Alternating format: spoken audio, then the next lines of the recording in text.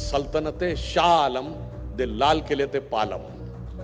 चोल राजाओं को पढ़िए जिनका की इंपैक्ट इंडोनेशिया, बाली, मलेशिया तक दिखाई पड़ता है। That is the regional history of Tamil Nadu. तो उस समय चूंकि जो मुगल एम्पायर था, that was the richest empire in the world, not in India, most powerful empire in the world.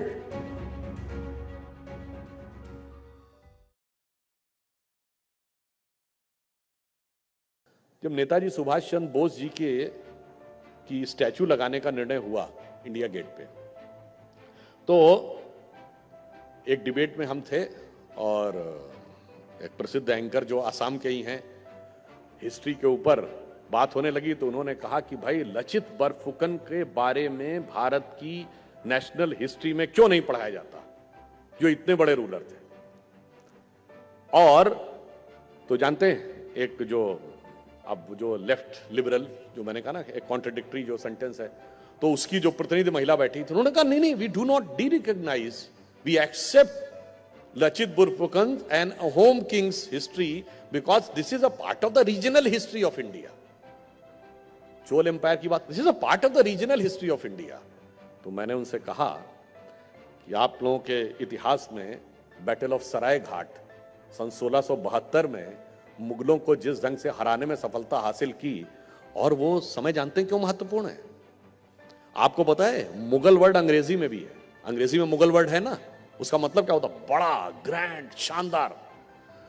तो उस समय चूंकि जो मुगल एम्पायर था, that was the richest empire in the world, not in India, most powerful empire in the world, और वो अपनी peak पे था औरंगजेब के जमाने में 1657 से 1707, और यही वो दौर है जब वर्ल्ड की सबसे पावरफुल आर्मी को डिफीट किया और उसे इस क्षेत्र में घुसने नहीं दिया। और वो क्या है? Regional history. गंगा के मैदान के आगे नहीं बढ़ पाई, ब्रह्मपुत्र के और बराक वैली के मैदान में आ नहीं पाए, जिस शक्ति ने रोक दिया वो रीजनल हिस्ट्री है, जिसके बारे में एक बहुत बड़े मुस्लिम सूफी फकीर हुए हैं जिनका नाम है हजरत वलीउल्लाह।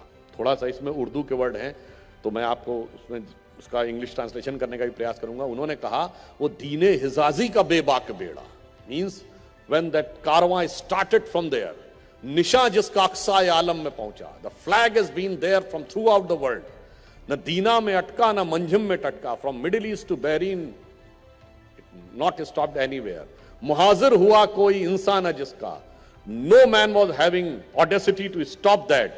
फिर आगे कहता है किए पे सिपर जिसने सातों समंदर, who has crossed all the 7 nations of the world, वो डूबा दहाने में गंगा के आकर, and that journey stopped after the bank of Ganga. तो मैंने कहा जिसने इतना बड़ा रोक दिया वो है रीजनल हिस्ट्री ऑफ असम।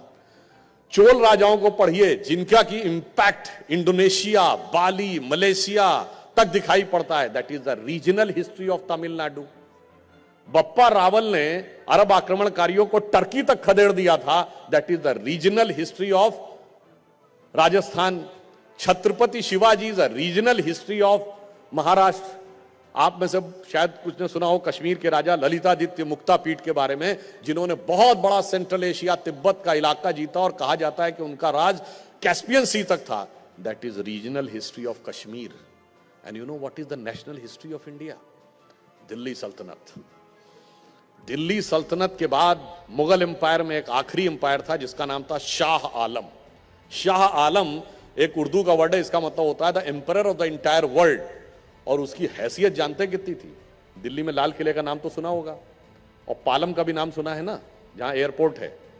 उसके बारे में कहावत थी, सल्तनते शाह आलम दे लाल किले ते Palam. And this was the national history of India.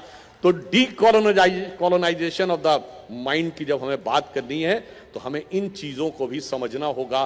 कितना गौरवशाली हमारा इतिहास है, उस सबको रीजनल कह के, और रीजनल कहने के दो और बातें रहती हैं। सिर्फ इतना नहीं कि उसको डीमीन करना है, उसको नेशनल स्टीम से अलग करना है, आपस में एक दूसरे से लड़ाने की बात।